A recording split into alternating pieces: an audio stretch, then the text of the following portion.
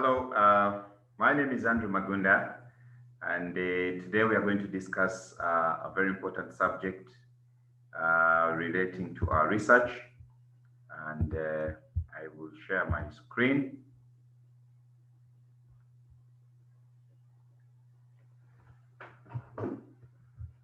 So, we would like to talk about how to prevent potential refusals and dropouts from our respondents. That is the subject of today as we continue in the series. So, non-response to phone calls, failure to honor appointments, cancellation of appointments, and becoming consistently unavailable for interviews are some of the most common drawbacks in diaries interviews. And when does it happen? This is especially in situations where uh, respondents lead very busy business and personal lives, but could also be that respondents uh, find interviews too frequent and voluminous to do, or they find the questions and the interview process in general very, very sensitive. So that can lead to non-response. So what is the outcome of this? Ultimately, respondents can refuse to be interviewed and can eventually drop out from the diaries interviews altogether. So, but what exactly is a respondent refusal? A respondent refusal in this case means a situation where respondent states that it is not a good time for them to participate or to continue participating in our interviews, the weekly interviews. So they therefore step back from participating in these interviews. That's what a refusal ideally is. And similarly, what's basically a dropout? A dropout or a potential dropout is a situation where respondents do not complete the weekly interviews or are on the verge of not completing those different weekly interviews. So I have about 18 tips that I want to share with you when you're faced with a situation where you predict that respondents are likely to refuse you or they are likely to drop out and stop participating in the weekly interviews. How do we prevent that from happening? You can do it reactively when it happens, but also we believe you can do it mostly proactively so that before it happens, you actually control for it to not to happen. So, number one, let's try to ensure powerful beginnings to our interviews so that we can be assured of powerful endings. As a researcher, connecting with your respondent in the initial stages of the weekly interviews, even in the ongoing interviews, in a way that creates a climate of trust and understanding is very, very important to the entire process of the interviews. Therefore, in all the weekly interviews and the next ones that follow, you as a researcher should try to build this connection with the respondent by mainly trying to identify those points of discussions that you have with the respondents that probably come off to display some similarities between you and the respondents. They could probably be experiences that you share with the respondent. Those are very important to know and to help you to have a powerful beginning and to ensure that you keep the respondents. You can tell these similarities. For example, when there is an increasing flow of discussion for both you and the respondent, when you're speaking about a particular topic, you can see that they are flowing and they are interested, they are energized. That can be during the interview, but it can also be outside of the interview.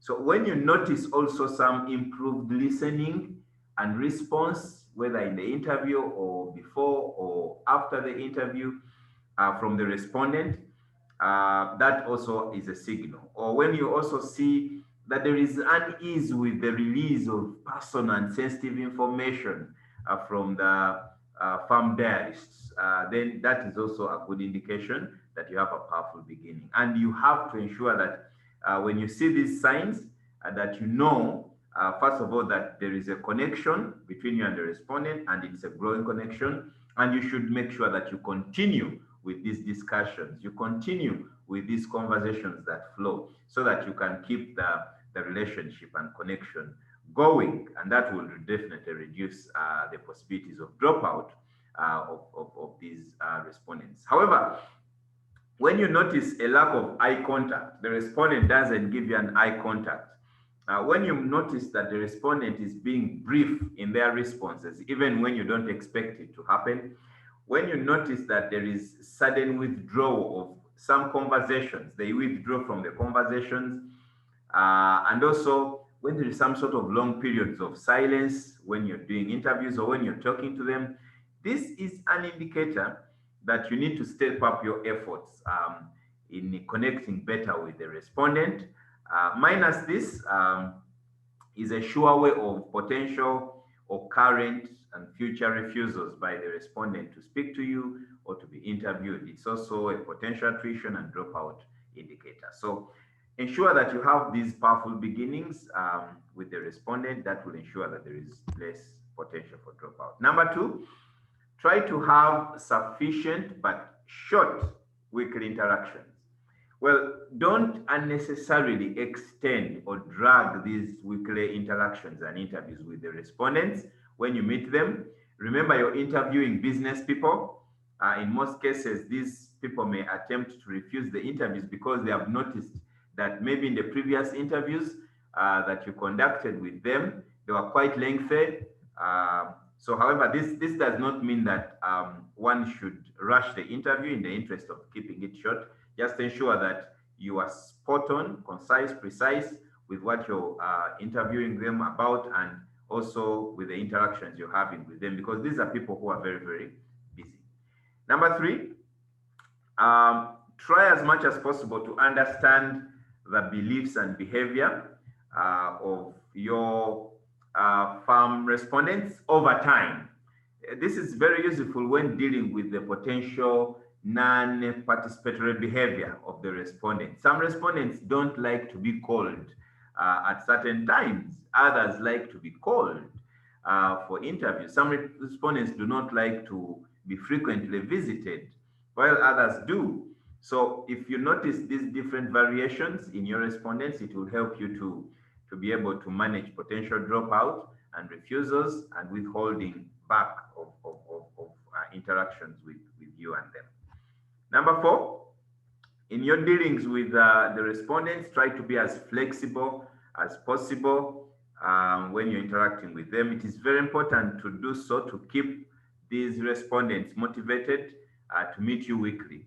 So practice flexibility as much as possible, as long as it is acceptable in the study protocol. For example, try to discuss the appointments in terms of the day and the time that you find the respondent is becoming uncomfortable with them. Try to set new schedules when you realize that they are not comfortable with the current schedules.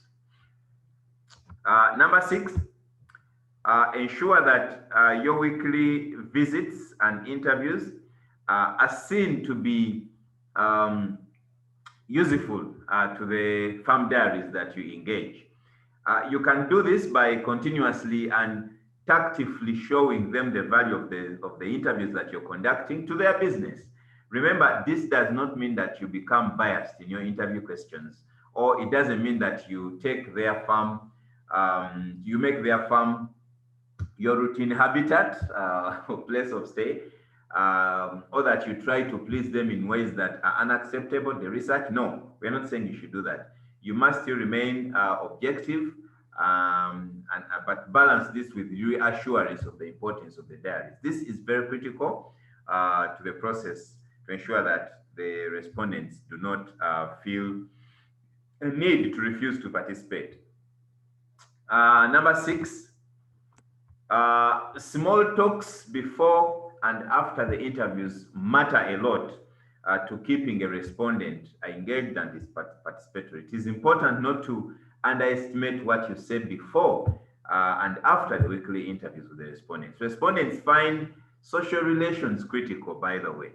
So be mindful and talk about things that you believe are acceptable in the research, but keep the respondents motivated and energized to keep in the weekly interviews. That's what we want, right? So, for example, try to notice the observable changes in their businesses or in the business premises and appreciate them for that. Probably they have brought a new machine, they have recruited new staff. When you see that, appreciate them. Those small talks that you do before you start the interview, that's very important. You come in, you say, oh, you have a new staff? Oh, well done. That's amazing. Such things are very important to keep them motivated. Ask about their employees as necessary. Ask how they are doing. If you can't see them around, that's part of the small talks that can ensure that these respondents get connected with you.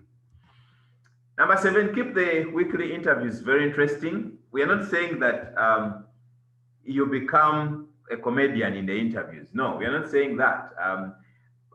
Just avoid having a boring interview with these people or a boring interaction with them. They'll get tired of you. They'll not be looking forward to seeing you. So your farm respondents should always be looking forward to the interview process.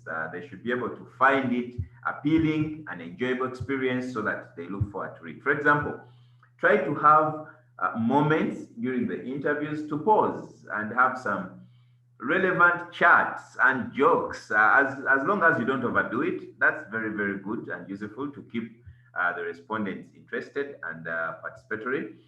But the timing of the jokes are also important to take note of, and the kind of respondents you're dealing with. Some of them may not like jokes, so apply this where necessary. You know your goal. Your goal is to prevent refusal and dropouts. So engage such ideas. You surely know them better. Some are strict, some are free. So engage some of these things accordingly. As much as possible, try to repeatedly reconstruct or restate the importance of participating in the weekly interviews to the respondents at every opportune moment that you have, when you're calling them, when you're engaging them, during the interviews, after the interviews, when you can revisit and indicate the respondent the value of the research, please do so. The decision not to participate in some of these weekly interviews can come at any point, even after the respondent has agreed to participate in the weekly interviews, sorry. This can happen anytime that they can withdraw. So it can be triggered by a very small act or reason or factor. And just to let you know, there are a variety of positive factors that can influence the decision of the respondent to continue participating or even to stop participating. Of course, you should keep thinking about it, that if the negative factors outweigh the positive factors that may influence the decision, that as researchers we must keep ensuring that we stop those different negative factors that can make respondents withdraw. Some of these common factors that may influence the decision for the respondents to keep away that you should monitor is the importance of the weekly interviews and questions to the respondent, issues of their perceived burden of participating, if they see a burden that you're bringing when you interview them, the rewards that come with your engaging them, both material and psychological, social rewards of participating, are critical factors that can determine the respondent's refusal or interest in participating. Their evaluation of your organization, how credible they see it, the sensitivity of the questions you're asking. So keep monitoring these things and try to ensure that you restate the importance of participating so that they don't draw back from participating. Number 9, do not take the respondents for granted at any one point. It can be very easy. You find them relating, you find them easy to respond to you, and you start delaying in appointments, you start dragging on discussions. if a respondent has agreed to participate in the weekly interviews, it does not mean that they cannot change their mind, fellow researchers. So please do take their positive consent don't take their positive consent for granted at any one point in the interviews. As you interview them, keeping on with the idea of being empathetic, with the idea of being sociable, lively, and even caring. That will reduce potential dropout and refusals to engage. Um, Number 10, it's important to monitor and detect the potential refusals early. Respondents that are likely to refuse to participate or to drop out. There are so many things that you can look at that can help you to, change the approaches to engaging them. Usually, a respondent can actually show signs that they may potentially choose to withdraw from the weekly interviews. For example, it could be their attitude towards the organization lift that they show you.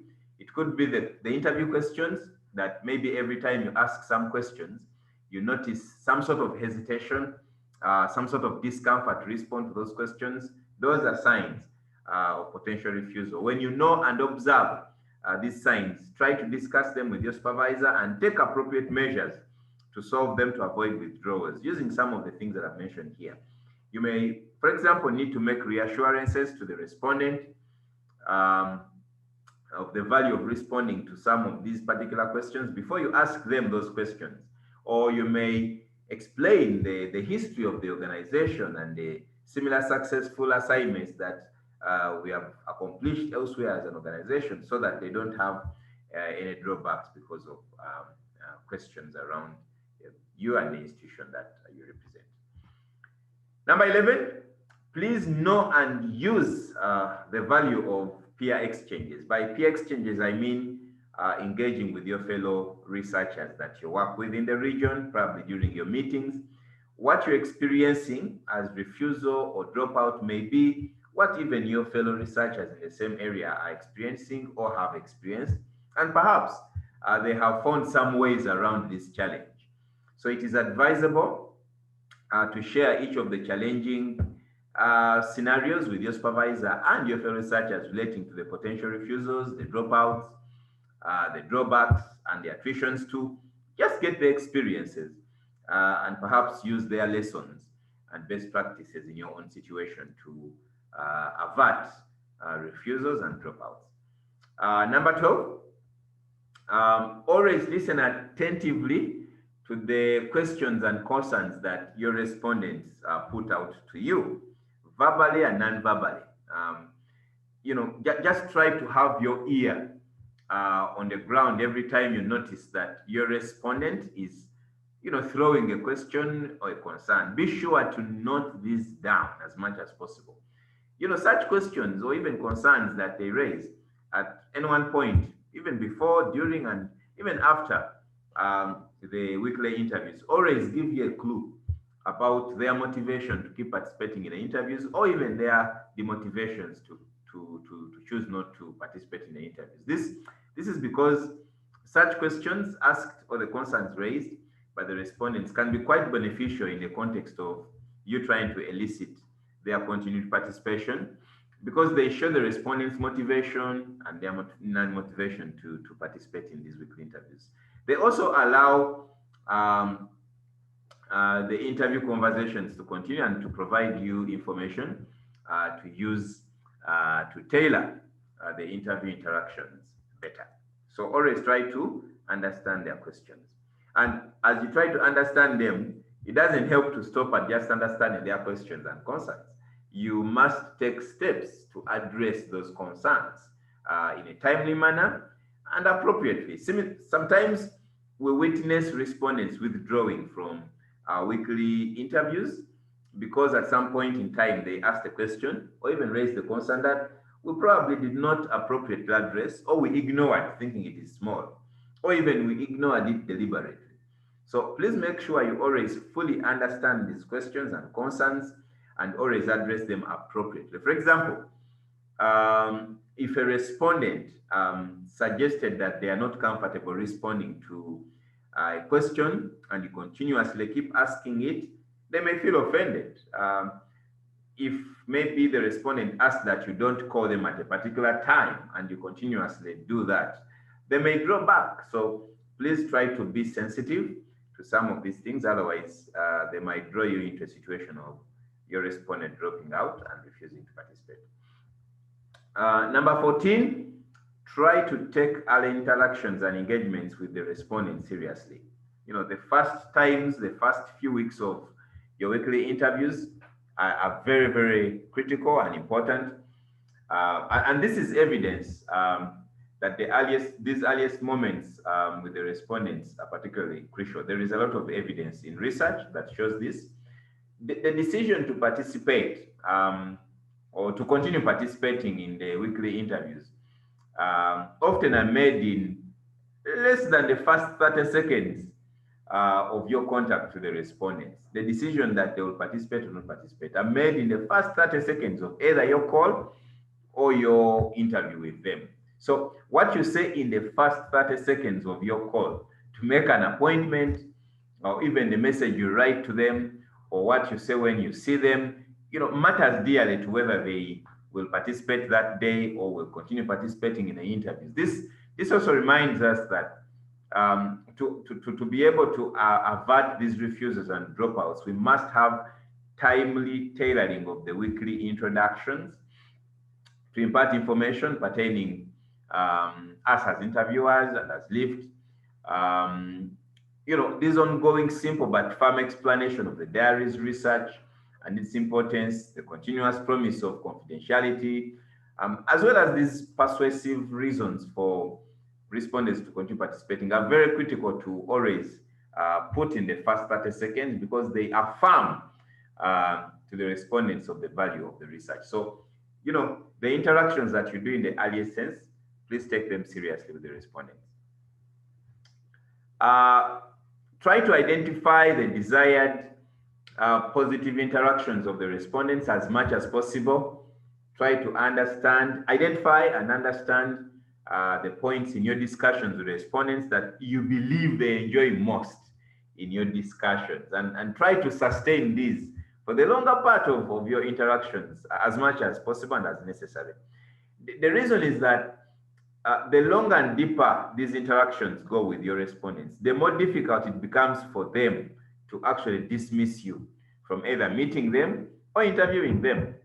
For example, if you notice that when you speak about the income flow of the business of the respondent, or when you speak about their new business prospects, new capital investments, that they get excited and interested, it may be useful to listen intently to them and spend a little more time there, as it may increase their retention.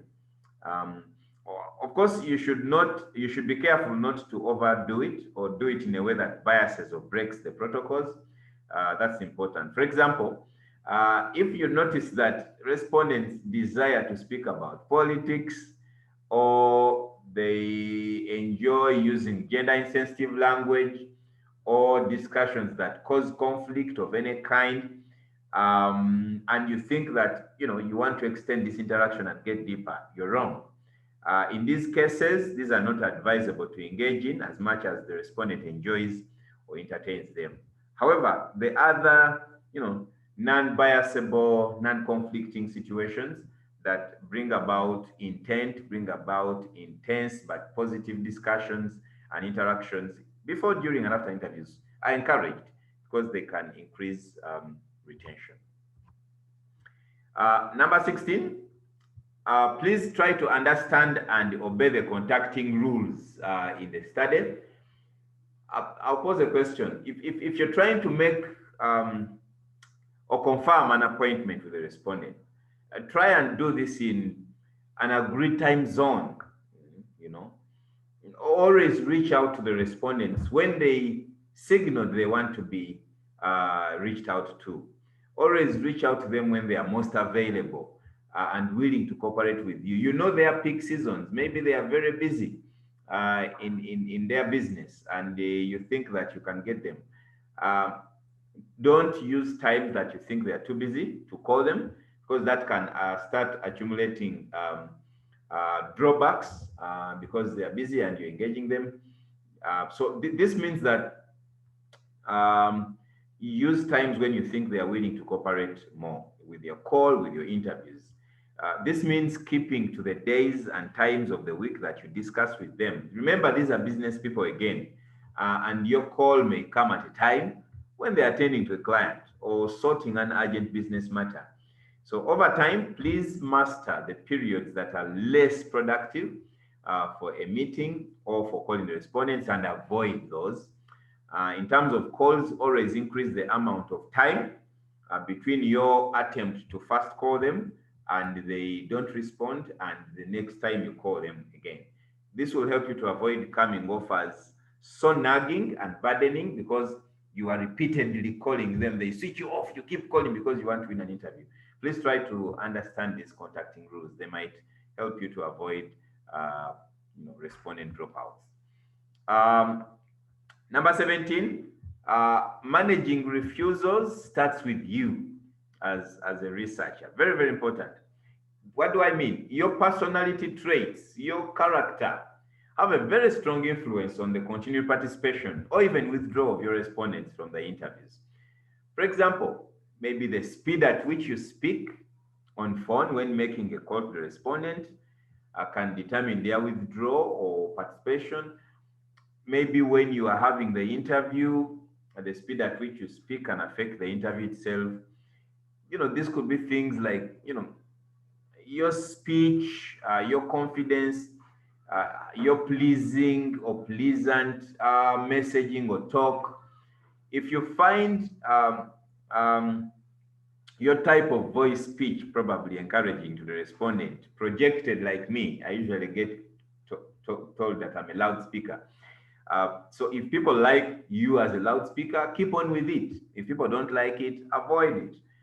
If it is not encouraging, then you need to try to revise it. So, refusals start with you and your character.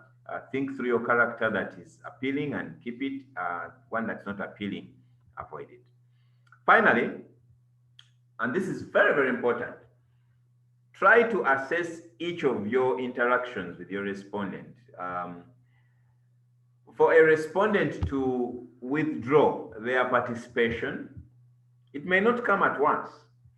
It might be triggered by a series of events and practices over time. And to prevent this, it may be useful that at the end of your interactions with your respondent, you assess your interactions with that respondent so you can identify areas of improvement on your part for the next interview or interaction. This may be after a phone call with the respondent, or it may be after the face-to-face interview, whichever has happened. Bottom line is that the assessment should focus on how, you try to see how you have ranked or performed on a certain criteria. And it's a simple way. You simply ask yourself a question, and you say yes or no to it, depending on how you have performed. I'll give some examples. After the interactions, you ask yourself, was I open-minded and flexible? Yes or no? Was I sincere and genuine to my respondent? Yes or no? Things like, was I respectful enough or was I warm in my interactions? That's part of assessing yourself. Was I reassuring enough? Was I supportive in speech? Was I empathetic? Was I sensitive? Was I empowering and motivating? So the more no's you have and fewer yeses you have could be an indication of a slowly dying relationship between you and your respondent. And so for that, a potential future withdrawal from participation by respondent might be something you're looking at. And so when you notice this should help you to search for ways to solve this so you become more open-minded, more flexible, more sincere, more genuine, and the like. That self-assessment at the end is always critical, and it's important to help you to change the next time you do your interview. So as I conclude, refusals and dropouts are common, and we are going to find them, but we believe that these tips can help you to proactively prevent them before they happen. That's very important because when they happen, uh, you know, turning back is not very easy. And these refusals, can be attracted depending on the kind of information that we give our respondents, even the amount of information we give them. If it is too little, it might draw back the respondent. If it is too much, it might also become off different and biased. So you have to balance. Even how you give the information can attract refusals. How you manage your communication with them can also attract dropouts and refusals for the participants to participate in your weekly interviews. So with that, I end this session, and I want to say that you will have uh, just go ahead and take the next exercise or activity for yourself, so that you reflect and learn better with your colleagues on how to minimize dropouts of respondents in interviews. Thank you so much.